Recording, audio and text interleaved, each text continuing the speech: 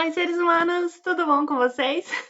Eu sou a Morgana, esse aqui é o História de Noah e hoje a gente vai sentar para falar sobre o Duque e a Duquesa de Sussex. Eu vou falar com vocês sobre o podcast da Meghan e sobre o livro do Harry. Então, roda a vinheta que a gente já começa.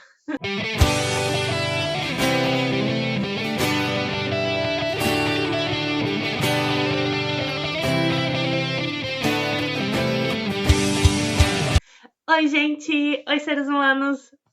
Eu sou a Morgana e hoje a gente vai falar sobre o podcast da Meghan e o livro do Harry. Eu vou deixar aqui embaixo, rapidinho, na descrição, os horários que eu começo a falar de cada um. E primeiro eu vou começar, então, com uma introdução do que me levou a consumir esse material. E depois eu vou pro podcast da Mary. Opa, eu vou pro podcast da Meghan. E por último, eu vou pro livro do Harry, ok? Eu não vou falar muito sobre a série.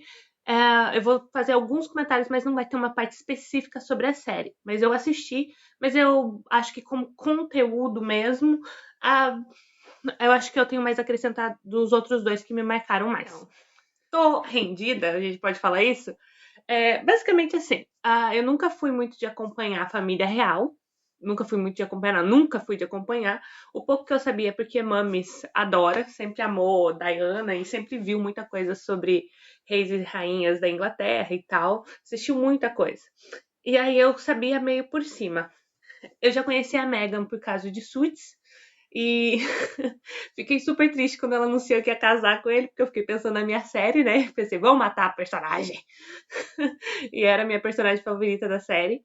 Um, mas, assim, eu não era muito de acompanhar. Eu gostava muito das roupas dela. Eu tinha uma pastinha só de looks dela quando ela virou a duquesa, né? Eu adorava os vestidos e tudo mais. Achava muito chique, muito clássico e muito clean, assim. Gostava bastante. Tinha uma pastinha das roupas dela no Pinterest, mas nada, tipo assim, de acompanhar notícia e tal. A única memória, assim, mais forte que eu tenho é de assistir o casamento, porque eu assisti, né, na Globo, em casa, ainda quando eu morava no Brasil. No Brasil, e eu lembro que o dia que eles anunciaram que iam casar, eu tava com meu pai. E aí, o meu pai, homem preto de 40 e tantos anos, agora com cinquentinha, né? Eu lembro dele ter virado pra mim e falado: quanto tempo vai demorar pra eles chutarem a neguinha da família real? Tipo, isso não vai durar. E aí eu lembro de ter pensado não, falado pra ele: pai, para, os tempos mudaram. E aí ele riu na minha cara. Corta pra 3 anos depois eles sendo chutados da família real. Mas não tem nada a ver com a cor da pele dela, mas, né, tudo bom. Mas ainda assim, eu nunca fui de acompanhar notícia e tal, porque eu tenho um problema muito grande assim com fofoca e tal. Então eu nunca fui de acompanhar a notícia, até porque eles não têm, eles tinham o Instagram deles pessoal, mas assim, eles não liberam nada. Então, tipo assim, eu era muito contra ficar lendo deles através de jornais e revistas de fofoca, porque tipo assim, era sempre o que os outros estavam falando deles. Até que eu vim parar em Londres, na Inglaterra, e acho que a melhor forma de explicar o que acontece aqui é que acho que é muito difícil para quem está no Brasil ou na América mesmo entender. É que aqui na Europa, a família real é o BBB deles. É o grande reality show da vida real. Então, assim, eles acompanham mesmo. E é tipo assim, e as fofocas não é tipo em tabloides, assim, como a gente pensa, tem a revista de fofoca. Não, é no jornal. Tipo, é no jornal. No jornal físico, nas revistas, no jornal televisivo, sempre. Então, assim, eles são bombardeados por essas informações todo santo dia. E é muito ruim, porque, tipo assim, aqui eles consomem muito mídia escrita. E aí complica, por quê? Todo lugar que você vai tem revista, tem jornal, e por mais que você não leia, a capa tá ali, você lê aquelas headlines. E, e aquelas informações ficam. E é impressionante o tanto de coisa, o tanto de capa que tem xingando a Mega. É, eu lembro que quando eu cheguei, tem 1 ano e 3 meses que eu tô aqui, eu lembro que, sim, os primeiros 3 meses foi o que mais me chocou. Primeiro, por eles ainda terem mídia escrita, né? Tipo, hello. E o segundo foi o quanto de capa falando mal dela tinha. E eram coisas assim, tipo, Mega, a americana, a manipuladora, a, a ambiciosa, o plano de Meghan para isso, o plano de Meghan para aquilo, como ela manipulou Harry, como. E era assim, eram 30 milhões de versões diferentes, e até hoje tem. E assim, eu olhava aquilo e falava, cara, para, tipo. E aí, tipo assim, aquilo vai te bombardeando. E aí, uma das coisas que o Harry e a Meghan sempre falam nos livros e nas coisas que eles lançaram é sobre a questão de que as pessoas acreditam nisso. E daí que sempre vinham e falavam pra eles que não acreditavam, que as pessoas não iam acreditar em fofoca, que as pessoas iam se separar. Iam separar a fofoca de realidade. E não separam, gente. A minha experiência aqui com todas as pessoas britânicas que eu conheci até hoje eu não conheci uma pessoa britânica que não acha a Meghan a americana que manipulou toda a situação porque queria ser famosa. Tipo assim, não. As frases que eu já ouvi assim, ela quebrou a família. A família era perfeita e feliz antes dela chegar e ela separou a família. E, cara, mas assim, toda vez que o assunto é ela, as pessoas descarregam assim. E sempre o que mais aparece nas falas é a americana, ou seja, a de fora. A guria que saiu lá e achou que ia entrar aqui na família real e achou que ia fazer acontecer, entendeu? Basicamente isso. E outra coisa que me chamou muita atenção e que fez eu atrás desse conteúdo foi a questão de que sempre que eu pontuava assim, tipo, mas o Harry falou que isso e aquilo outro aconteceu, que a família fez esse e aquele, que ele não teve o apoio de não sei o que, do pai, do irmão, alguma coisa assim, a resposta é sempre: não importa o que a família fez pra ele. Ele não deveria estar falando da família. E é sempre aquela questão de silenciar mesmo a vítima. Tipo assim, não importa se foi abusado, não importa se eles xingaram, não importa se bateram, não importa. Não importa. O mais importante é que roupa suja é pra se lavar em casa, em briga de marido e mulher, ninguém mete a colher. É tipo assim, como ele ousou expor a família dele, como se a vida dele já não fosse um grande BBB e como se as pessoas que estão falando isso não consumissem a vida dele, tipo, desde que ele nasceu. É de uma hipocrisia, assim, muito grande. Então, quando saiu todo esse material, o primeiro a sair foi a entrevista deles pra Oprah, que eu assisti em 2021. Até fiz um stories. Assisti lá no Brasil, quando eu tava cuidando da avó ainda, recém-saída do hospital. E aquilo me chocou, que, tipo assim, a gente recebeu um monte de informação que pra gente que não é daqui, né, não fazia a mínima ideia, né, de como funcionava, como era a vida deles, o trabalho e tudo mais. Então, vamos falar do podcast?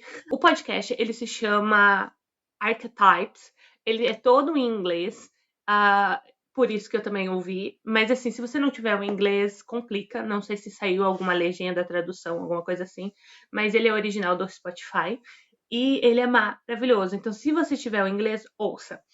O que eu mais gostei sobre o podcast é que não é um podcast sobre fofoca, não é um podcast sobre o que aconteceu na família real, que foi o que mais me chamou atenção, tanto no podcast quanto na série, que a série claramente é a visão da Meghan do que aconteceu ali na família real e do período deles lá, e o livro é a visão do Harry. E o podcast, na verdade, é só um trabalho dela, é um podcast dela, o que ela decidiu falar, qual foi o assunto que ela decidiu jogar na roda, jogar no mundo, conversar sobre, que na verdade são os arquétipos. O que são arquétipos? Arquétipos são palavras usadas para rótulos. Então ela vai usar as palavras usadas para rotular mulheres. E são 12 episódios e cada episódio ela vai falar sobre uma palavra que é usada para rotular mulheres na mídia. Então ela vai ter convidadas famosas e que foram rotuladas ao longo da sua carreira por essas palavras, pela palavra específica do episódio. Então, por exemplo, ela já começa a série com o episódio 1, que é ambiciosa. A mulher ambiciosa. E de como isso é usado para descrever uma mulher ambiciosa. Que sempre que a mulher trabalha muito, quer construir uma carreira e trabalha por isso e quer conquistar títulos e prêmios e não quer, tipo, ficar no básico, ela é sempre chamada de ambiciosa, mas uma ambiciosa sempre pro lado ruim, tipo, ela é capaz de fazer tudo para ter é, a carreira dos sonhos. E ela vai chamar então a Serena Williams, que é uma jogadora de tênis, que é a maior jogadora de tênis de todos os tempos, e também best dela, para conversar sobre como foi ser rotulada por essa palavra na vida da Serena. Aí ela acaba dando algumas contribuições também, né? Porque esse é o grande arquétipo que eles usam aqui na Inglaterra para rotular a Meghan de ambiciosa, né? Que ela fez um grande plano de carreira em cima do casamento dela com o Harry, que ela veio para cá e seduziu ele e conquistou ele para, entendeu? E aí, depois a gente vai indo. E, gente, de verdade, eu amei cada um dos episódios. Mas assim, eu vou falar dos meus. Vou falar de todos os temas que tem no episódio. Então, o primeiro é o Ambiciosa, com a Serena, sorry. Com a Serena. O segundo é Diva, que é com a Mariah Carey, né? O Diva vem aqui na situação de como o Diva, com o tempo, foi sendo mudado pra mulher que dá piti, né? Depois, que eu traduzi, tá, gente? Que é o Ficar pra Titia, que é a mulher solteira que decide ter filhos e que nunca casou, que vai chamar a Mindy Kaling. Ai, eu amo ela. Pra você que não sabe, a Mindy ela é produtora, criadora e escritora do Eu Nunca, do Mindy Project, várias outras coisas assim que ela fez, várias séries. Tem uma série também que ela fez, Quatro Casamentos e um Funeral, que é uma série baseada no filme lá dos anos 80, 90, sei lá, que também é maravilhosa. Tudo que a Mindy faz, eu amo. E esse podcast tá muito maravilhoso.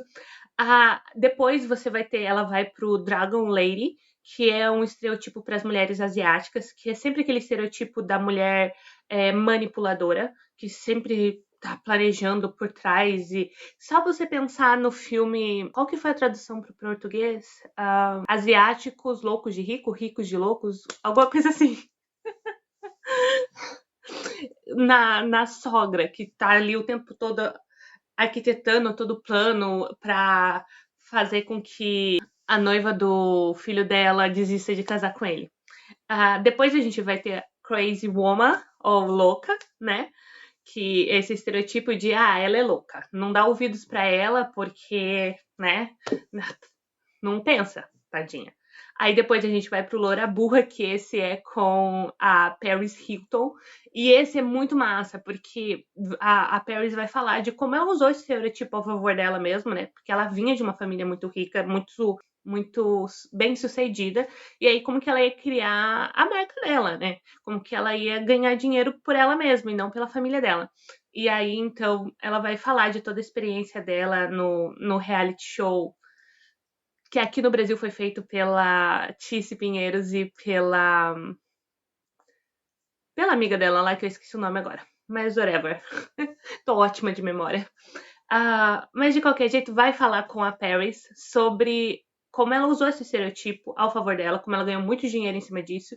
E aí ela vai falar de como que naquela época ela não podia ser rica, bonita, e talentosa. Ela tinha que se encaixar nesse estereotipo. Então ela se encaixou no estereotipo para ganhar dinheiro. E hoje, quando ela já tá com 30, quase 40 anos, de como o mundo mudou, de como a gente consegue aceitar mais camadas das mulheres. E aí, que hoje ela pode falar de. Isso é ela, né? Ela não precisa mais ser esse personagem que ela teve que criar para que o mundo aceitasse ela. Depois a gente vai ter o Angry Black Woman, que é basicamente a mulher negra brava, né?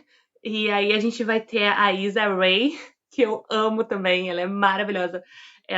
Que é basicamente esse estereotipo da mulher negra que já tá com raiva de tudo, que tá sobrecarregada e que, tipo assim, não tá afim de ser delicada, boazinha, de falar, sabe, ficar passando pano. Não, fala direto na cara, dá nome aos bois e chama a treta pra si.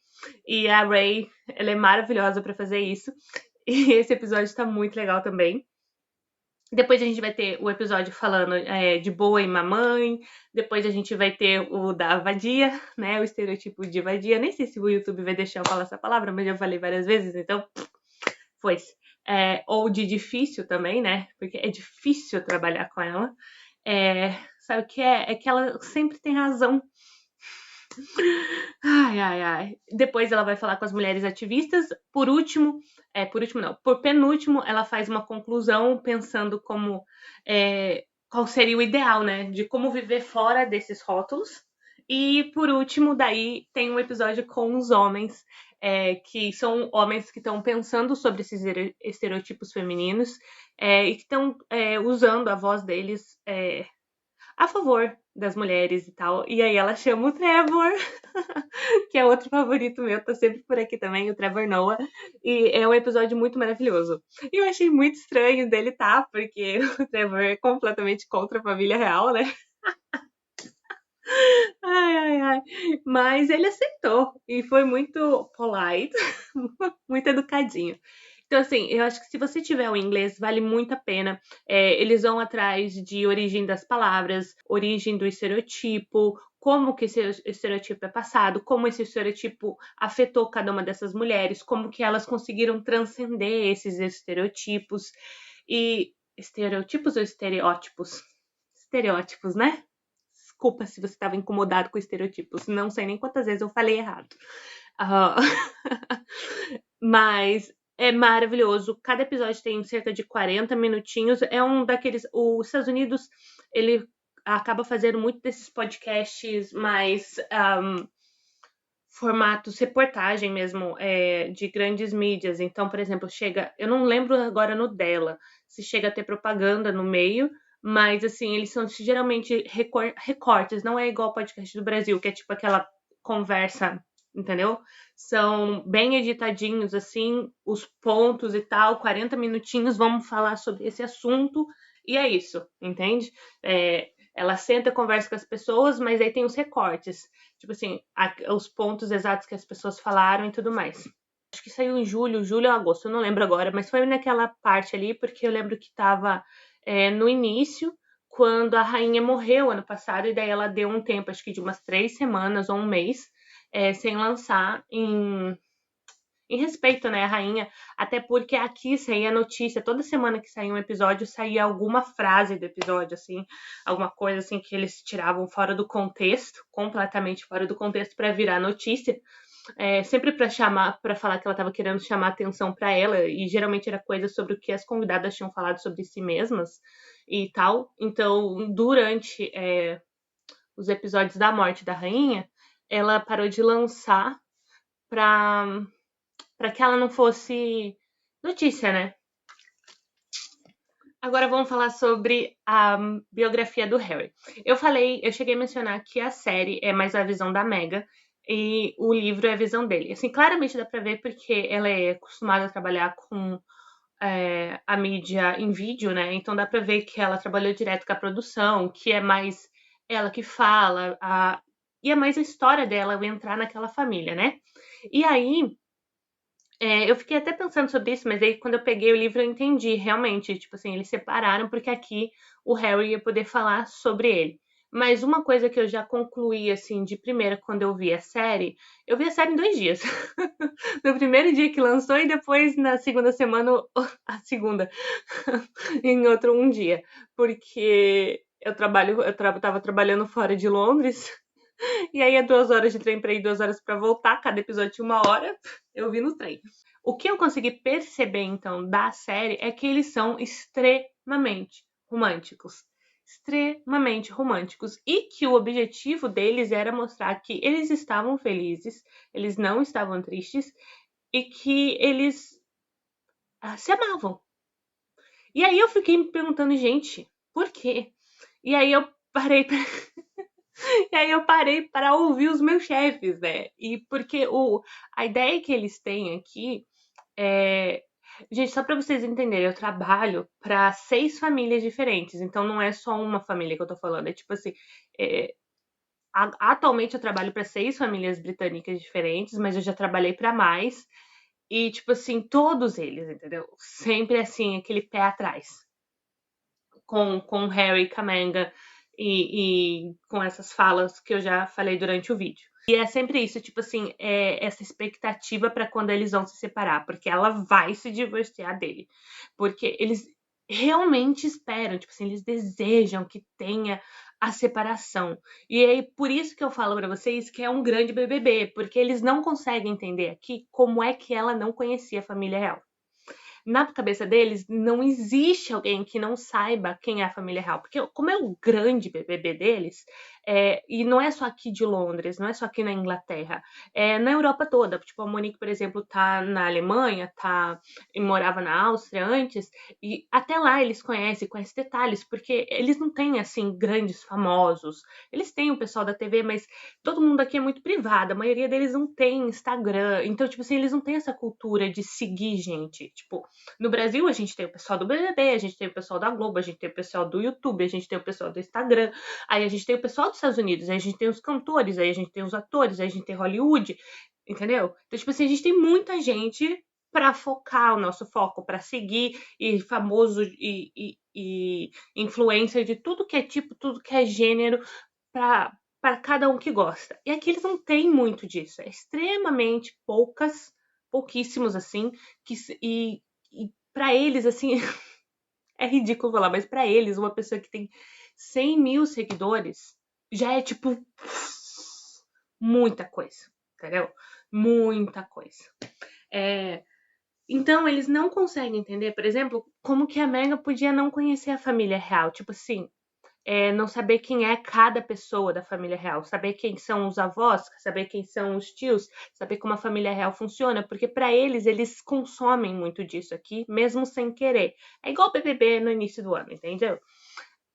Tipo, eu não assisto BBB desde 2007, mas eu sei quem é Juliette, por exemplo. Eu sei que Carol Conká foi cancelada. Entende? Tipo assim, não assisti isso. Eu sei quem é Manu Gavassi, porque já sabia quando quando eu era adolescente, mas tu entende o que eu tô falando? E antes de me chamar de snob, porque eu sou, não vamos fingir que eu não sou. Mas assim, eu não gosto de BBB mesmo. E eu não gosto de BBB porque eu acho que é a cultura da violência. Eu acho que é exatamente esse reality para você odiar pessoas, que é o que acontece aqui com a família real. É claramente eles sempre colocando os parentes um contra o outro e, tipo assim, separando lados e tal. E claramente a bola da vez para se odiar é a Meghan e o Harry, até porque complica para eles a gente focar nos caras que estão roubando ou nos caras que estão se envolvendo em casos de assédio, porque aí tira o prestígio da família real. Então vamos focar aqui na fofoca da família, na briga entre os irmãos e vamos odiar um ou outro casal, sabe? O que, na minha opinião, realmente despersonifica, descaracteriza pessoas, porque ninguém é bom ou mal, entende? E, tipo assim, eu não saí desse livro odiando o William e a Kate, eu não saí desse livro falando lados e tal, porque, assim, claramente se você já conheceu qualquer família que trabalhou junto, você sabe que dá muita treta ali dentro, entendeu? Que os cunhados vão brigar com as cunhadas, que as cunhadas vão odiar os cunhados, e que os irmãos brigam, e daí os maridos se envolvem, e, tipo assim, que no final, o problema é o quê? Dos irmãos. Porque se os irmãos se dessem bem, um virava para a esposa, cada um virava para sua esposa e falava: Ó, com a minha família eu me resolvo, entendeu? Aí, mas os irmãos já não se dão bem, entende? O que eu quero dizer? Mas vamos lá. Vamos lá, que isso já ficou muito, muito longo já. E pelo que eu já falei, então você já entendeu que eu não vim aqui pra ficar vendo. Ai, mas o William falou tal coisa, mas não. Eu decidi ler esse livro, porque eu sou bombardeada com informação sobre eles o tempo todo, sobre aspas sobre esse livro. E como eu tinha ouvido o podcast da Megan eu já imaginava que essas aspas eram todas tiradas fora do contexto. E aí eu falei, quer saber, eu vou ler esse livro porque eu sou contra a biografia quando ela não é escrita pela pessoa, quando não é autobiografia. Então eu pensei, é uma autobiografia, então vamos ver o que ele tá falando sobre ele. E o motivo principal, assim, que eu fui atrás de ler esse livro foi a autoescrita, né? a autoescrita terapêutica, que é basicamente um processo de terapia mesmo, de você escrever sobre a sua vida, para que você consiga, porque quando você coloca no papel, quando você coloca em palavras, quando você tem que fazer essa escolha de palavras e situações, isso faz com que esse processo terapêutico ele seja mais rápido e mais eu não sei como explicar isso, mas funciona melhor para a pessoa que está fazendo terapia. E claramente esse livro é um processo terapêutico de autoescrita para o Harry, porque é esse momento dele voltar para o passado e escolher cada palavra. E isso vai ficar claro no título do livro que ele escolheu, que é spare. A palavra spare, então, ela significa substituto ou dispensável, tá? Então, seria um substituto ali, um plano B. No caso, spare seria o segundo filho da família real, que é para garantir a linhagem ao trono, né? Caso o primeiro venha a morrer. E aí, depois disso, um outro significado para a palavra spare seria dispensável. E aí ele vai trabalhar com essa palavra durante o livro inteiro. O livro é dividido em 3 partes. Então, nas 2 primeiras partes, vai ficar muito forte esse significado de spare no significado de plano B, de substituto, né? De auxílio para o pai e para o irmão, que são os grandes herdeiros do trono. Na terceira parte, que é a parte que ele vai falar então do casamento dele com a Meghan, vai ficar claro o significado da palavra como dispensável, porque foi como ele e a Meghan foram tratados, e é como eles são vistos aqui, né? Tipo assim, a coroa pode sobreviver sem eles podem ser dispensáveis. Eles foram dispensados, né? Mas vamos lá. Então, a coisa que mais me chamou a atenção, assim, eu não sabia que ele era tão novo quando a mãe dele morreu. Ele tinha 12 anos quando a mãe dele morreu e o irmão tinha 16. O que eu quero dizer com novo? É um novo que não é adolescente, então não passou 15, 18 anos com os pais, mas também não é um novo tipo 5, onde já não vai ter memória e não vai afetar tanto. É exatamente no ponto onde foi muito pouco, mas o suficiente para levar para a vida inteira. Ele vai começar o livro com isso, então contando a história de quando o pai dele contou para ele que a mãe tinha morrido. Eu vou falar do que me marcou, tá, gente? O que me marcou foi essa descrição da falta de carinho mesmo, sabe? Intimidade. Eles são uma família, mas eles são uma família muito fisicamente separados e emocionalmente distantes. E aí, que eu acho que se você estiver no Brasil e estiver lendo, pode ser um pouco mais difícil para você engolir ou até mais assim fácil de você julgar, mas quando você chega aqui você vê que é muito comum. Então, por exemplo, ele vai falar que o pai contou para ele que a mãe morreu, mas que não teve abraço, não teve beijo, não teve dormir na mesma cama, não teve vem ficar comigo esses primeiros dias, teve só tipo sai da escola, vem para casa, fica no seu quarto durante uma semana, depois tem o velório, caixão fechado, você tem que acompanhar o caixão na rua, na frente de milhões de pessoas, sendo transmitido pela TV. De preferência não chore, porque parte da família real, a família real não pode chorar. E aí ele acaba chorando, né? No velório da mãe. Aí o velório acaba, você volta pro colégio interno e vai morar lá. E ninguém fala sobre a mãe, ninguém fala sobre sentimentos e ninguém pensa em fazer uma terapia. E aí o menino começa a dar problema na escola porque não consegue prestar atenção, não tem boas notas.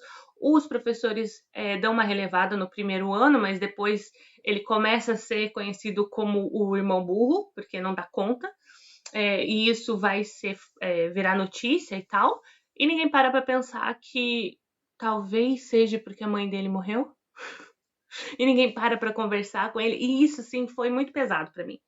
Ler ele falando sobre essas coisas e contando esses detalhes, porque ele não coloca, na minha opinião, ele não coloca o peso que isso tem. Ele relata como se fosse a coisa normal, sabe? E eu queria dizer que não é normal aqui, mas sabe? Essa questão do carinho e da afeição aqui, pra gente que é brasileiro, é completamente diferente. Nas casas que eu trabalho, às vezes a casa tem 4 andares, assim, as crianças moram no último. Eu chego na casa, as crianças descem 4 andares para correr correndo pra vir me dar um beijo e um abraço, entendeu? Porque é o beijo e o abraço que elas vão receber do dia, entende? Então, tipo assim, eu tenho criança autista que me beija e me abraça, porque até elas sentem falta desse contato físico. Então, tipo assim, é uma coisa assim que quebra o meu coração. Eu acho muito pesado, assim, essa falta de carinho que tem, que é cultural aqui desse país. E aí ele vai relatar isso e ele não vai dar o peso que eu dei, entendeu? Ele vai relatar como se fosse a coisa mais normal da face da Terra. Por quê? E aí ele vai relatar, então, que logo depois que ele não conseguiu acreditar na morte da mãe, e aí ele vai relatar uma coisa muito comum que acontece com crianças que passam por traumas, que é a questão de você criar uma história para te trazer acalento. Que é basicamente, ele vai criar na cabeça dele a história de que a mãe dele não morreu, porque ele não viu o corpo, né? O caixão estava fechado. Então, se não tem corpo, não tem morte.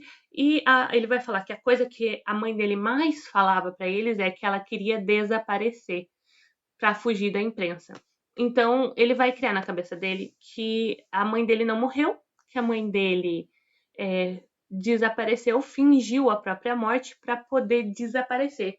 E que se ele fosse forte o suficiente e aguentasse esperar, dali uns meses a mãe dele ia voltar e ia contar para eles que estava viva e eles iam poder se encontrar e ele ia falar para ela que estava tudo bem porque ele sabia o quanto que ela sofria com a imprensa, então que não tinha problema, que ele preferia que ela tivesse contado para ele, mas que ele sabia que não tinha como ela contar. Só que ele vai ficar com isso na cabeça até ele ter 20 e poucos anos, acho que é 24, 22, eu não lembro agora a idade certa. E ele vai ter essa sensação de que a mãe dele não morreu. Então ele não vai chorar o luto da mãe, ele não vai ter nenhum processo de luto. Ele vai viver basicamente em negação. Ele vai chegar a contar isso pro William, o William vai concordar, vai chegar a falar que também chegou a pensar nisso, né? Mas que isso anos depois. Ali quando ele já tem uns 18, uns 16, 18, e o William vai falar que também pensou nisso, porque a mãe dele realmente odiava a imprensa. E aí, mas que ela não ia ter ficado tanto tempo longe, né? Que ela não ia fazer isso com eles, então que ela provavelmente estava morta mesmo. E aí você tá pensando, nossa, que menino problemático. Mas na verdade é muito comum esse processo dessa criação dessas histórias que acalentam, né? Um processo muito conhecido também na psicologia é o de devaneio excessivo, né, que é essa criação dessas histórias. E para você que quer entender mais ou menos o que acontece, naquele filme Matilda, que saiu agora, que é o Matilda musical, a Matilda é claramente uma criança em um processo traumático, que sofre abuso dos pais, e aí ela cria essas histórias na cabeça dela. Só que no caso da Matilda, ela sabe que são histórias, mas ela fica nesse mundo da lua, no caso, né? Ela fica ali, porque é um jeito dela não estar presente na realidade. Então, isso é muito comum em crianças e adolescentes e até adultos que sofreram processos traumáticos. Se você quiser pesquisar mais, procura por devaneios excessivos, tá? Então, essa primeira parte, ele vai relatar basicamente a infância e a adolescência dele. Então, ele vai falar, por exemplo, da escola, de como era viver no internato. Ele vai falar que ele não era próximo do irmão, que eles estudavam na mesma escola, que eles moravam no mesmo dormitório, não no mesmo quarto, no mesmo dormitório, mas que o irmão pedia para ele não falar com ele. Irmão mais velho, é clássico o irmão mais velho, tipo, ó, finge que eu não existo, não sou teu irmão aqui. Eu fico com os meus amigos, você fica com os seus. E aí, ele vai falar então da primeira acusação de drogas, né? A mãe dele morre quando ele tem 12 anos, e o primeiro relato que sai na imprensa de que ele usava drogas foi quando ele tinha 14 anos, e ele vai dizer que ele não usava, porque esse livro, ele não é um hate à família real. Esse livro é o hate dele, o quanto ele odeia a imprensa. Então é basicamente, gente, todo capítulo é uma notícia que saiu no jornal falando alguma coisa sobre ele, e aí ele vai desmentir essa notícia e vai falar qual era a verdade. E aí, o livro inteiro, as pessoas falando pra ele: não leia, não leia, porque as pessoas não vão acreditar, não leia. Mas ele não consegue ler, é tipo uma compulsão. Ele lê todas as notícias que saem sobre ele e aquilo afeta muito ele, porque ele não consegue dar a verdade dele dos fatos. E isso pra ele é tipo muito pesado, porque ele sente que o país inteiro fala sobre ele e conhece alguém que ele não é, entende? E aí ele vai falar então desse primeiro relato, dessa primeira notícia que saiu dele usando drogas. E aí ele vai falar que o pai dele deixou a notícia vazar, não desmentiu, porque o pai dele estava sofrendo muito hate depois da morte da Diana, né? E aí que seria bom para a mídia do pai dele, porque aí agora o pai dele deixaria de ser o ex-marido para ser o pai de 2 adolescentes órfãos e um agora está usando drogas. Então, que isso traria empatia do público para o pai dele. E o pai dele decide, então, não desmentir. Então, ele vai basicamente contar todas as vezes que ele foi usado como esse plano B para amenizar, né? Para ser o menino naughty, para ser o filho rebelde, o problema, para amenizar tanto a figura pública do pai quanto a do irmão. E ele vai falar que, assim, por mais que ele sentisse raiva e tal, ele entendia o processo disso porque ele não é contra a monarquia, o que é óbvio, tá, gente? Ele foi criado nesse sistema, para ele faz todo sentido, é a identidade dele, a cultura dele. Ele não é contra a monarquia, ele não é contra a rainha, ele não queria ter deixado de trabalhar para eles, tanto que ele já deixou 1000 vezes claro que ele só pediu para mudar de cidade, de país, para sair de Londres, do centro, né? E aí ele foi demitido. Se pedissem para ele voltar sobre os acordos sobre as demandas que ele queria, né? De não estar no centro, de ter uma defesa contra a imprensa, deles poderem dar o lado dele, de ter essa proteção da família, ele voltaria, porque para gente, ele é o príncipe da Inglaterra. Ele é um homem branco, privilegiado e rico que nasceu com isso. E ele é um cara do exército, tá? Tipo assim, ele é. E só porque ele foi expulso de lá, ele não vai mudar todo o posicionamento dele, porque significa não acreditar em tudo que moldou ele como ele é, entende? Então, tipo assim, para de pedir que ele seja um grande revolucionário de esquerda, por favor, porque ele não é, tá? E aí, então, acho que outra parte que me marcou muito nessa primeira parte é quando ele fala que logo depois que a mãe dele morreu, alguns meses depois, o pai dele pega eles para ir para África, para passar uns dias lá, para ficar um pouco longe da imprensa e tal, e também trazer uma mídia boa pro pai dele. E aí ele disse que a coisa que ele mais gostou na África é porque na África todo mundo beijava e abraçava. Não, essa hora eu chorei. Essa hora eu chorei, porque assim, tipo, é complicado. Aí a segunda parte, então, ele vai falar basicamente do trabalho dele no exército. Ele chegou aí para 3 guerras. Ele vai falar do treinamento, ele vai falar de como era viver lá, ele vai falar de quantas pessoas ele matou, até porque ele foi para a guerra do Iraque, né? E aí você vai ficar bem claro o posicionamento dele, gente. Ele, entendeu? Tipo, e não tem nem porque ele tem um posicionamento diferente, porque, tipo assim, seria uma grande crise existencial daí também, se ele fosse contra a guerra e tudo mais. Aí ele vai falar todo o processo de escolher uma profissão, porque eu não sei se vocês sabem, mas a família, quem faz parte da família real não pode ter uma profissão, até que teve um grande problema que uma das primas dele que chegou a abrir uma loja e tal, e aí descobriram e daí virou um caos, né? Porque ela não pode ter uma profissão. Ela tem que ser sustentada pelo governo. E por que ela quer mais dinheiro? Porque daí a questão não é ela quer trabalhar, ela quer ter um trabalho diferente, ela não quer trabalhar para a família real. A diferença, tudo é sobre o dinheiro, né? Então, basicamente, ele vai pontuar bastante essa situação de que ele tinha uma escolha limitada de trabalhos, né? Então, ele escolheu ir pro exército. E aí a gente cai no clássico, né? Um piá que não lê, um piá que não é emocionalmente aberto, um piá que não chora, um piá que não fala sobre sentimentos, vai parar no exército para ir para a guerra. Então, você vai vendo que cada vez mais ele vai se fechando nessas emoções. Ele vai contar sobre os relacionamentos dele, sobre as namoradas que ele teve e de como sempre foi terminando por um outro motivo. Mas o básico, assim, o resumo é: todas eram britânicas, todas entendiam o que era família real e nenhuma delas ligava para a família real. Então, nenhuma delas perguntava sobre a família real, não tinha esse negócio de visitas oficiais, nada disso. Era tipo uma vida à parte. Até porque nessa época, como ele trabalhava para o exército, ele não trabalhava para a família real. Então, ele não fazia viagens e como ele fez com a Meghan, no caso. E aí que quando chegava o ponto sério do relacionamento de então, a gente já tá namorando um tempo, a gente vai noivar e casar ou não? E aí chega no motivo de sempre, que nenhuma das gurias queria essa vida pra elas. E aí ele vai contar, por exemplo, que os pais das meninas, uma das namoradas, os pais viraram pra ela e falou: termina, termina, porque você não quer ser a próxima Diana, você não quer. Porque assim, aqui o sistema de imprensa é muito diferente. Então os caras podiam naquela época colocar, por exemplo, rastreador no carro das gurias para seguir elas e tal. Então, tipo assim, elas não tinham privacidade. E como elas entendiam, por serem britânicas, elas entendiam que era família real, todo momento que chegava o ponto de vamos casar ou não, vamos levar esse relacionamento para o próximo nível, todas elas desistiam.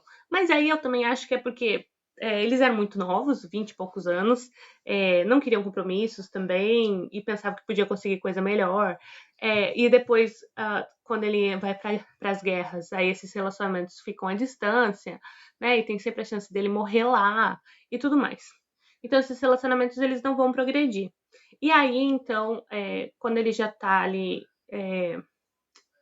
com 28, ele faz uma viagem para Paris e ele entra no táxi e pede pro taxista levar ele pro túnel onde a Diana morreu. O taxista fica em choque, assim, porque reconhece ele na hora, né? E é quando ele tá fazendo essa passagem pelo túnel que ele vai finalmente entender que a mãe dele morreu mesmo. Porque antes disso, um pouquinho antes disso, ele vai pedir, como ele já faz parte do exército há alguns anos e tal, ele vai ter acesso ao caso da mãe dele. Então ele vai ler todo o caso e tudo mais. Porque para ele a mãe dele não morreu no acidente. A mãe dele foi assassinada pelos fotógrafos que estavam perseguindo ela. Então, tipo, ele vai ver as fotos, vai reler o caso e aí ele vai perceber que muitas das fotos dos casos não são da perícia. Vai ter muitas fotos do corpo dela, dos fotógrafos que chegaram na cena antes dos policiais. E aí ele vai falar, essa parte é foda. Ele vai chegar a falar que tem uma foto dela olhando pros caras antes de morrer. Então, que a última coisa que ela viu foi o flash deles, que foi os paparazzis. É muito pesado, gente, é muito pesado. Dói o coração, assim, sabe? Porque realmente o livro, assim, é o ódio dele por esses caras, assim, por toda essa indústria. E aí você consegue entender, porque quando chega lá na Meghan, o negócio é tão forte. Logo depois disso, então, logo depois ele vê o caso da mãe, logo depois dele ir para Paris, e logo depois dele voltar da terceira ida dele para a guerra, ele vai começar a ter os ataques de pânico. E aí ele vai contar pro pai, e aí ele vai chegar e vai ter uma conversa com o pai sobre essa história que ele criou na cabeça dele, que a mãe dele não estava morta, os ataques de pânico e tudo mais. Daí ele vai chorar pela primeira vez, não vai ser com o pai, vai ser com uma das namoradas, que a namorada vai perguntar para ele sobre a mãe, vai pedir para falar sobre a mãe, porque vê que ele claramente está fechado ali. E aí vai ser a primeira vez que ele vai chorar. Então ele já tem 30 anos e é a primeira vez que ele chora depois pela morte da mãe, por qualquer coisa, na verdade. E aí a gente chega na terceira parte, que é a parte que ele conhece a Meghan. E aí é um livro de romance. Não, gente, é extremamente romântico. É mais romântico que qualquer livro de romance escrito por uma mulher, porque é tipo a epifania de toda mulher o marido escrever aquilo sobre ela. Então ele vai contar como conheceu ela, que foi pelo Instagram, o que ele sentiu quando ele viu a foto, como ele mandou mensagem pra amiga e toda a história que já tá na série e tal, só que dessa vez vai estar a versão dele, né? E aí ele vai contar então que o relacionamento se desenvolveu e como sempre o que chamou atenção, a coisa que mais chamou atenção nela, como de todas as outras namoradas, foi o fato dela não saber nada sobre a família real. Só que no caso das outras era assim, eu sou inglesa, eu sei as coisas sobre a família real, mas eu não me importo. E no caso da Megan era, eu não sei nada sobre a família real. E isso pra ele era maravilhoso. O que também eu achei um pouco cretino da parte dele, porque, tipo assim, ela não sabia as coisas, ela não sabia que. Porque apesar dela ser famosa e tal, tipo, é muito diferente, né? Ainda mais que ela vivia no Canadá e tal. Então, tipo assim, ela não é a mesma coisa que viver em Los Angeles, então você não tem paparazzi o tempo todo. Ela era de uma série de TV a cabo, então era mais fechado e tal. É, então ela tinha a vida dela. E aí ele vai contar, então, que, tipo assim, vai contar, por exemplo, do primeiro encontro, que ele chama ela pra sair e ela pergunta aonde. Daí ele fala assim: ah, pode ser aqui em casa? Aí ela, na sua casa no primeiro encontro? Ele, não, não é por causa disso.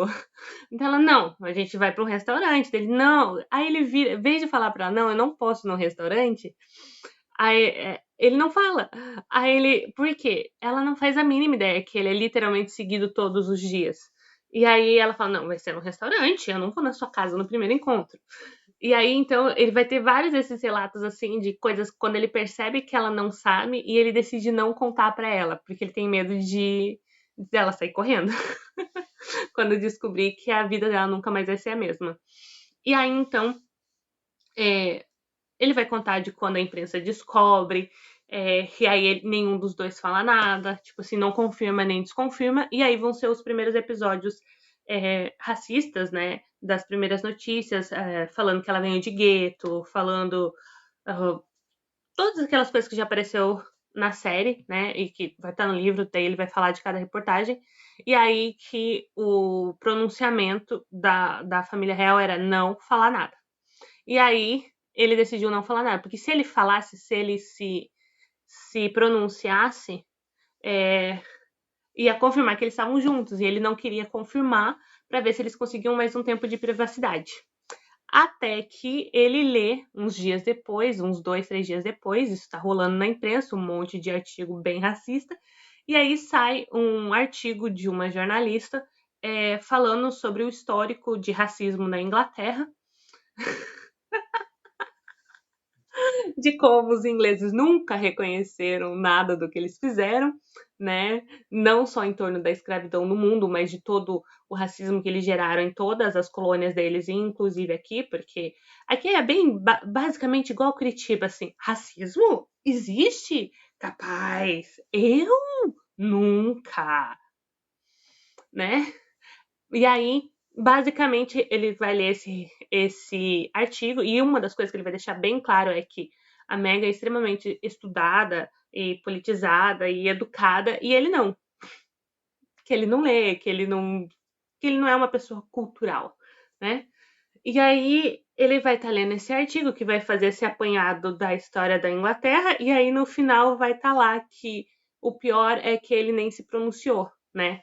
Para falar alguma coisa, que ele simplesmente se silenciou, que é basicamente o que a Inglaterra faz, finge que não existe, finge que não está acontecendo, né? Que é toda aquela discussão de que a gente teve em 2020, que parece que todo mundo esqueceu agora, que não basta ser que não basta não ser racista, que você tem que ser antirracista, né? Que você tem que abrir a sua boca para defender, para falar e para entender, entendeu? Que isso vai muito além de eu te odeio, eu não quero você aqui, mas é de permitir que a gente ocupe todos os espaços com igualdade, né? Mas e aí ele vai ler esse artigo e aí ele vai fazer o pronunciamento sem comunicar à família real. E aí, aí o pai e o irmão não vão gostar, porque eles nunca fizeram isso pelas namoradas deles e tal, mas aí ele vai explicar que nesse caso era diferente e tudo mais. E aí ele vai começar a destrinchar, ele não vai abrir muita coisa da vida deles, ele literalmente vai falar do que saiu na imprensa e aí ele vai contar a versão dele. O que eu achei bem privado, assim, da vida deles, né? Que eles literalmente falaram só do que tinha saído ali, que era tipo assim, ó, vamos falar disso que já saiu e o que tá privado continua privado a gente não precisa abrir mais. E acho que a parte que eu mais gostei daí foi que eu fiquei louca, né? Eu tava lendo aquilo, eu falei, esse menino tá tendo ataque de pânico há 4 anos, tomando remédio e nunca fez terapia. Tipo assim, quando ele vai pra terapia? E aí ele vai nesse processo já do. é, nesse processo já do namoro com a Mega, ele vai gritar com ela um dia que eles estão extremamente ansiosos e nervosos com tudo notícia, eles estão lidando com muita coisa que tá saindo na imprensa e tudo mais. E aí ele vai relatar, ele não fala o que ele falou, mas ele disse que ele foi muito grosso e violento com ela. Falou com ela de uma forma bem violenta, e aí ela se afasta, vai pro quarto, e aí ele espera uns 20 minutos, vai atrás dela, e aí ela vira pra ele e fala que isso não é jeito de falar com uma mulher, isso não é jeito de falar com uma criança. Pergunta se ele ouviu um homem falando com uma mulher desse jeito quando ele era criança, ele falou que sim. Ela falou assim, então tá, eu não vou aceitar isso e eu não vou aceitar isso pros meus filhos, então se a gente tá junto, você vai fazer terapia. Aí ele fala assim, não, eu já tentei, mas não deu certo, ela tenta de novo. Gente, aí nesse momento essa mulher me ganhou. Porque é o básico, assim, tipo, é o mínimo, é o mínimo. E aí ela manda ele fala pra ele fazer terapia, aí ele vai relatar, então, que ele foi atrás dele, começou a fazer e que dessa vez ele continuou. Então ele vai relatar a primeira sessão de terapia dele, que ele vai pedir, por exemplo, pra chorar, que ele queria poder chorar e tudo mais. E aí as coisas vão começar a mudar. Porque aí o menino fez terapia, tudo que tava encaixotado, engaiolado, todas as coisas que não falava sobre, todas as coisas que ele aceitava, todas as coisas que ele passava pano para a família, simplesmente ele vai perceber que ele não precisa mais. E ele vai perceber, então, por exemplo, que toda essa situação dele não conseguir não ler as notícias, de quanto isso afeta ele, pode ser simplesmente solucionado, entendeu? Ele não precisa viver nisso pro resto da vida dele. E aí, então, vai começar a contar, vai contar do casamento, vai contar, então, do processo de picuinha que vai começar a surgir na família, né? Ele vai contar primeiro de como a família aceitou muito bem ela, de como o William tava com o pé atrás, e aí dá para entender por que ele tava com o pé atrás, né, gente? Porque ele preparou a Kate 7 anos antes de casar com ela, tipo assim, pra ter certeza que ela ia conseguir lidar com as coisas, com a imprensa, para a imprensa ter um tempo também, né? Para não ser um negócio jato, que no caso da Meghan foi, né? Porque acho que não deu 1 ano e meio de namoro antes deles casarem. Então, tipo assim, é aquele negócio, será que ela vai aguentar? E a resposta é, gente, a Meghan não tem o perfil de quem ia aguentar. Ela só não tem. A pessoa faz yoga, a pessoa não usa maquiagem, a pessoa é toda paz e amor, a pessoa é toda good vibes e tudo mais, pra mudar pra cá, entendeu? Pra viver uma vida inglesa com gente. Aí ele vai falar, tipo assim, por exemplo, que ela beija, abraça, que a coisa que mais chamava atenção nele é que, assim, quando ela chegou, parecia que ela trouxe o lar de novo, né? Que a casa dele se transformou em lar. Então, que ela é muito amorosa, que ela é muito carinhosa, e ela chega nos lugares, ela vê as pessoas, ela conversa com as pessoas, ela fala sobre sentimentos, e ela chegou aqui na Inglaterra, gente. E aí, ó, sinceramente, a minha opinião, eu não quero morar aqui para sempre, eu vim aqui só para estudar inglês, não vejo a hora de cair fora daqui.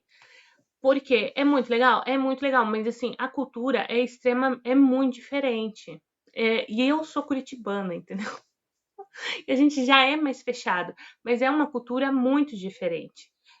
Nesse quesito, tipo assim, de intimidade mesmo, assim, do que você pode ou não pode falar. Por exemplo, ela vai relatar um caso que a Kate, por exemplo, brigou com ela porque ela falou um negócio que ela falou que não, tá tudo bem você ter esquecido isso, porque você tá com é, cérebro de grávida, porque grávida esquece as coisas, né? Então, aí a Kate brigou com ela porque ela não podia ter falado aquilo pra ela, porque elas não eram íntimas. Ela não era amiga da Kate pra falar isso pra Kate. Eu pensei, ela não é sua amiga, ela é sua cunhada. E, tipo, é mais íntima ainda, porque vocês estão grudados pro resto da vida. Mas é esse tipo de coisa, assim, sabe? É tipo, já aconteceu comigo aqui, de tipo, a pessoa virar pra mim e falar, não precisa. Eu tá agradecendo um presente, vim dar um beijo, um abraço na pessoa, e a pessoa virar pra mim e falar, não precisa abraçar. É tipo. E aí você fica assim, tipo, eu só tava demonstrando carinho. E esse tipo de coisa, assim, claramente eu tô cansada. Nossa, esse vídeo tá muito longo já. Claramente o. Claramente a Megan não ia se adequar a essa cultura, assim. Quando você começa a ler os detalhes que ele conta de como ela é, você percebe. Gente, eu já tive 3 amigas que chegaram na mesma época que eu e que já caíram fora daqui, pelos mesmos motivos, assim. Da cultura ser muito gelada mesmo. Dessa. Porque acho que a coisa que eles mais acusam a Meg aqui ela é a americana. E ela realmente é muito americana para os ingleses. E acho que até para ela. Mas acho que uma das coisas, por exemplo, que ele vai falar da depressão dela, né, durante a gravidez, só que ele não pontua, por exemplo, que isso é muito comum, né, uma depressão durante a gravidez. Acho que 30% das mulheres têm depressão durante a gravidez e acho que 70% depois do parto, né, que é a mais comum. Mas de qualquer jeito, ela vai passar por essa depressão na gravidez e ele novamente vai culpar a imprensa, né, por todas as coisas que ela tá passando ali. E aí então ela não tá conseguindo lidar com isso e aí tem mais um hormônio de tudo que é um bando de hormônio dentro do corpo dela, né? Então tipo assim, não tá rolando, não tá rolando. E aí ele tá percebendo isso, e aí é quando eles começam a conversar sobre talvez mudar para outra cidade. E aí vai rolar tudo que a gente já sabe, né? De que eles vão ser expulsos de lá. E aí fica claro para ele, assim, que ele não rompeu com a família quando ele escreveu esse livro. Ele não rompeu com a família ao ele fazer um acordo com a Netflix. Ele rompeu com a família num momento que eles viraram para ele e falaram: a gente não vai pagar os seguranças.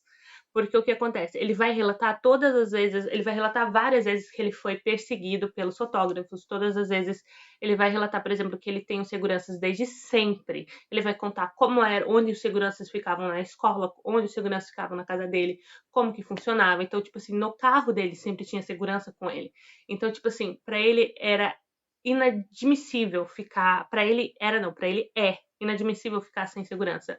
Ele vai falar dos relatos e das ameaças de morte, né? Porque você tem que pensar que a Megan é uma mulher negra, então o ódio gerado em torno disso e da quantidade de ameaças e hate, ele vai dar os números, os dados e tudo mais. Tudo isso fazia com que eles não se sentissem seguros. Então, para ele rompeu com a família no momento que a família falou que ele estava fora da monarquia sem direito à segurança. E aí, a hora que falou isso, porque ele vai explicar a situação da RH e não sei o que, não sei o que mais. Aí eu pensei, gente, tudo bem. A instituição monarquia não quer pagar, ok, mas papai e irmão tem muito dinheiro. Papai e irmão pegam o dinheiro próprio, vão lá e pagam a segurança para ele. Pensamento de pobre, eu sei. Mas não vai rolar. Então, assim, para ele, quando. E aí ele vai falar que, tipo assim, eles saem e eles são avisados por telefone e aí ninguém liga para eles, ligam para os seguranças e falam: hora de voltar. Vocês têm 24 horas para estar aqui em Londres. Eles estavam no Canadá. E aí, tipo, só deixam ele lá. E aí ele fala, tipo assim, aquele momento, tipo assim, pra uma pessoa que já foi perseguida de carro várias vezes, pra uma pessoa que já sofreu atentados várias vezes, pra uma pessoa que tava na guerra com seguranças, porque, tipo assim, a imprensa descobriu que ele tava lá, então o Talibã ameaçou a vida dele e atacava o lugar onde ele tava só pra matar o príncipe Harry, porque daí ele virou o alvo. Então, tipo assim, uma pessoa que já viu tudo isso pra ele, isso foi o limite. Então, se pra ele não tem volta. Ele vai relatar, tipo assim, que ele e o irmão saíam no tapa, que o William bateu nele e tudo mais. Mas é claramente assim, sabe? Essa era a vida antes da terapia. essa vida pós-terapia. É tipo, antes da terapia eu saía no tapa com você. Agora a gente vai tentar conversar. Se não resolver na conversa, eu não preciso aturar isso mais. Tchau. E foi isso que ele fez. Clássica briga de irmão mais velho, sabe? Tipo, ah, porque eu passei por isso, então agora você vai ter que passar. Se eu não pude, você também não pode. E aí ele vai falar, tipo, cara, para! Entendeu? A gente tem papéis diferentes aqui. Se você passou e foi ruim pra você, por que você quer que eu passe? Entende? Então, tipo assim, ele vai relatar essas picuinhas assim que eu fico assim, tipo, ai, gente. Só quem tem irmão sabe.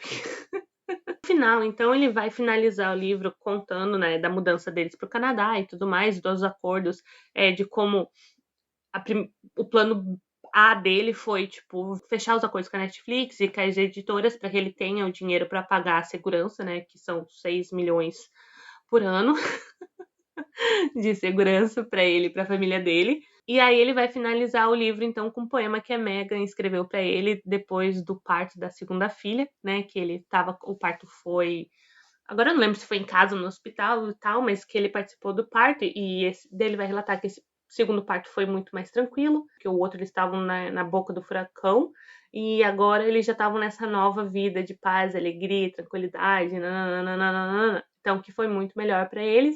E aí ela vai fazer esse poema para ele que ela vai dizer assim, ó: That, ele no parto. That was everything, she said. That is a man, my love, she said. That is not a spar. O que ela quis dizer aqui? Aquilo foi tudo, ela disse. Aquilo foi um homem, meu amor, ela disse. Isso não é um spare. Isso não é um plano B, isso não é um substituto, isso não é alguém dispensável. Então, assim, basicamente, quando você lê o livro, você entende que ela é tudo que ele sempre quis, que é esse renascimento da mãe dele, da figura da mãe dele, que vinha com essa figura do carinho, do amor, do companheirismo, da intimidade, e que, tipo assim, ele é completamente apaixonado por ela e que ela redefiniu, ela ajudou ele a redefinir a identidade dele. E que nessa redefinição da identidade dele, ele teve que deixar o país dele, ele teve que deixar a família dele, mas que ele faria de novo, por ela e pela família que eles estão construindo. Então é isso. Acho que. Nossa, eu já falei muito, eu tô cansadíssima. Nossa, fazia muito tempo que eu não gravava um vídeo tão longo. Mas eu ouvi o livro, né? Foi no audiobook, é narrado por ele, então tinha a voz dele é muito legal e tudo mais, com sotaque muito perfeito para quem tá aprendendo inglês. Foi cansativo na parte que fala do trabalho dele, né? Mas assim, dá pra entender. Tipo, cara, é meu trabalho. Eu sei que você tá lendo só pra ouvir da minha família e da minha esposa, mas eu tenho uma identidade à parte da minha família e da minha esposa, né? E se fosse uma mulher, ninguém ia estar contestando isso. Então, tipo assim, vocês vão ter que engolir o meu trabalho, vocês vão ter que engolir a minha carreira. Eu vou falar das coisas que eu conquistei, das coisas que eu estudei e do meu trabalho. Mas é a parte mais chatinha assim mesmo, porque eu não entendo nada de exército e não tenho interesse em nada disso. Mas foi muito legal, assim, mas eu acho que pra mim deu. Acho que no máximo, assim, que eu vou consumir agora é o podcast dela, se ela lançar mais episódios e tal, porque eu realmente acho que é um conteúdo legal de se consumir. Mas agora, de história deles mesmo, acho que fechou. Deu. Mas é isso. Beijinhos. Tchau.